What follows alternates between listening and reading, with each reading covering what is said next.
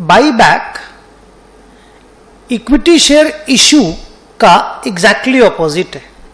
Share issue जब company करती है तो कंपनी पब्लिक को शेयर देती है और पब्लिक से पैसा लेती है। बाईबैक में ठीक उल्टा होता है, पब्लिक को इश्यू किया हुआ शेयर कंपनी वापस लेती है और कंपनी पब्लिक को पैसा वापस देती है। तो इश्यू का एग्जैक्टली उल्टा।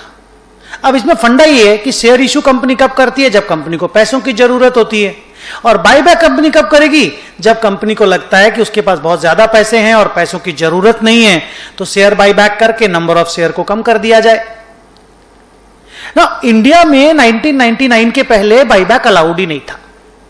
उसके बाद जब बाईबैक अलाउड हुआ तो बहुत सारे रिस्ट्रिक्शंस के साथ इंडिया में बाईबैक अलाउड हुआ।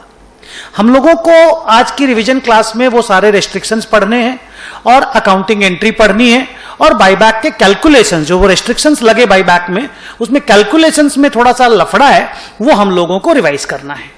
नाउ देखिए, कंपनी बाईबैक करेगी तो कंपनी पब्लिक को पैसा वापस देगी और पब्लिक से शेयर खरीदेगी, वही शेयर जो उसने कभी कंपनी ने पब्लिक को इशू किया था। तो अब देखो, अगर शेयर मार्केट में, स्टॉक मार्केट में, क्योंकि अगर पब्लिक लिमिटेड कंपनी है मान लो और लिस्टेड एंटिटी है, तो शेयर मार्केट में उस शेयर का दाम, अगर दाम मार्केट प्राइस अगर बहुत बढ़ा हुआ रहा, बहुत बढ़ा हुआ, तो कंपनी अगर बाईबैक करेगी तो उसको बहुत ज्यादा पैसा देना पड़ जाएगा और बहुत कम शेयर उसको वापस मिलेगा। तो हमेशा ध्यान रखना कि बाईबैक कंपनियां तभी करती हैं जब कंपनी के शेयर मार्केट में शेयर का प्राइस काफी कम होता है और कंपनी को लगता है कि नहीं, इस दाम में तो मेरा शेयर का दाम ट्रेड होना ही नहीं चाहिए, इस दाम में ट्रेड नहीं होना चाहिए, ये काफी कम दाम है, तो कंपनी बाईबैक करती है। तो बाईबैक में दो ही कहानी है, एक, कंपनी के पास कैश सरप्लस ह्यूज होना चाहिए और आगे उस पैसा का रिक्वायरमेंट कंपनी को नहीं होना चाहिए। दो, कंपनी के शेयर मार्केट में शेयर का प्राइस काफी कम होना चाहिए, तभी कंपनियों के लिए बाईबैक करना फीजिबल होता है। वैसे ये कंपनी लॉ के रेगुलेशंस या rules and regulations of buyback नहीं है, ये जनरल आइडिया ऑफ बाईबैक मैंने बताया। अदरवाइज बाईबैक करना नॉनसेंस हो जाएगा। आपके पास पैसा नहीं है, आप लोन लेके बाईबैक कर रहे हो, नॉट गुड। या मान लो आपके शेयर का प्राइस बहुत ज्यादा हाई है और आप बाईबैक कर रहे हो, तो बाईबैक कर भी रहे हो, इतना पैसा भी पब्लिक को दे रहे हो, लेकिन आपके पास शेयर ही बहुत कम आ रहा है। सो बाईबैक का कारण वही दो ठो है जो मैंने बताया। अब देखिए, मैं आपको पहले अकाउंटिंग एंट्री का रिवीजन कराता हूं कि मान लो एक कंपनी ने 4000 इक्विटी शेयर बाईबैक किया, फेस वैल्यू 10 था और 30 रुपीज प्रीमियम में मान लो कंपनी ने बाईबैक किया। तो बाईबैक का टोटल मिलाकर के 4 जर्नल एंट्री होता है। पहला जर्नल एंट्री है equity share buy back account debit to bank. अब ये एंट्री कैश आउटफ्लो की एंट्री है। अब आप सोचो 4000 इक्विटी शेयर 40 रुपया करके बाईबैक हुआ तो 1,60,000 का ये एंट्री आ गया। सेकेंड एंट्री आती है इस इक्विटी शेयर बाईबैक में, जो ये तो डेबिट हो गया इक्विटी शेयर बाईबैक, तो ऐसा तो कोई ledger account, permanent ledger account तो है नहीं, तो कंपनी का जो कैपिटल है 10 रुपया से और प्रीमियम नाम का एक लॉस, प्रीमियम ऑन बाईबैक नाम का एक लॉस डेबिट होगा और ये equity share buyback account credit हो जाएगा। देखिए ऐसे, equity share capital account debit 4000 into 10 40,000, premium on buyback account debit 4000 into 30 1,20,000 to equity share buyback account 1,60,000। अगर आप इन दोनों का कंबाइन एंट्री मारोगे तो कैपिटल डेबिट, क्योंकि आप कैपिटल बाईबैक कर रहे हो तो कैपिटल तो कम होगा, प्रीमियम डेबिट एक तरह का लॉस हो गया टू बैंक। लेकिन अगर बाईबैक का सम आता है तो इंस्टीट्यूट हमेशा 2 एंट्री पास करता है। आपसे भी रिक्वेस्ट है, आप एक एंट्री पास नहीं करके 2 एंट्री पास करिएगा। अब तीसरा एस्पेक्ट है इस प्रीमियम ऑन बाईबैक को एडजस्ट करने का। अब क्योंकि ये लॉस है तो किसी प्रॉफिट से एडजस्ट होगा, तो हमारे कंपनी लॉ में सिक्योरिटी प्रीमियम को प्रीमियम ऑन बायबैक एडजस्ट करने के लिए आप आराम से यूज में ले सकते हो। आपको मैंने बोला था ग्रुप 1 की क्लास में कि redemption premium of preference share और रिडेम्पशन प्रीमियम ऑफ डिबेंचर, उसके लिए सिक्योरिटी प्रीमियम यूज में नहीं आएगा।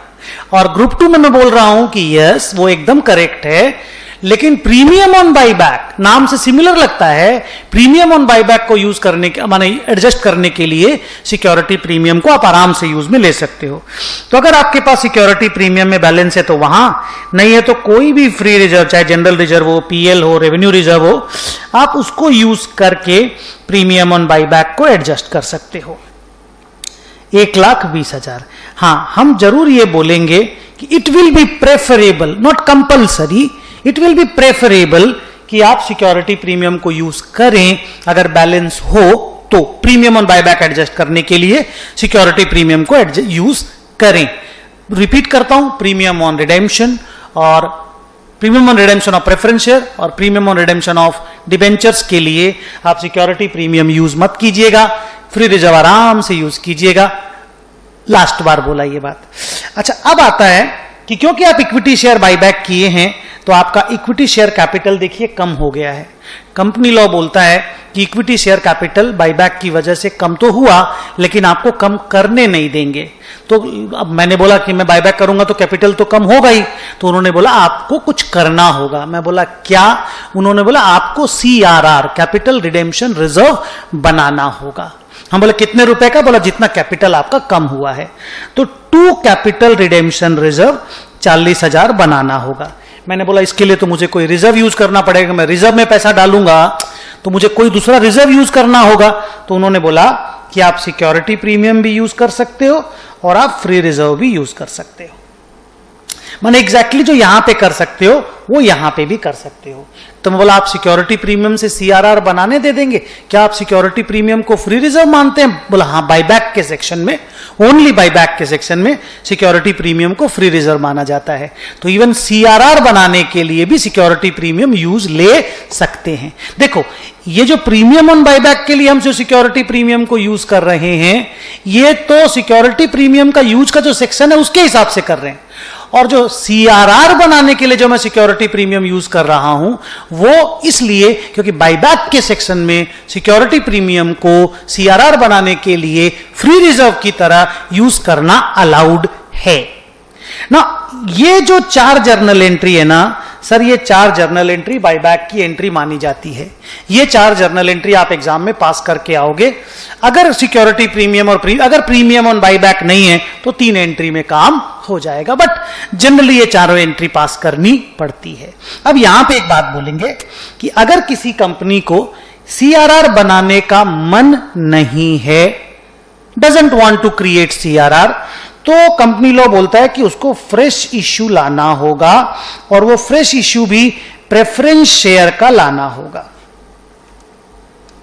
फ्रेश इश्यू भी प्रेफरेंस शेयर का लाना होगा। इक्विटी शेयर बायबैक करने के लिए इक्विटी शेयर का फ्रेश इश्यू नहीं आ सकता, डिफरेंट क्लास ऑफ शेयर का फ्रेश इश्यू लाना होगा।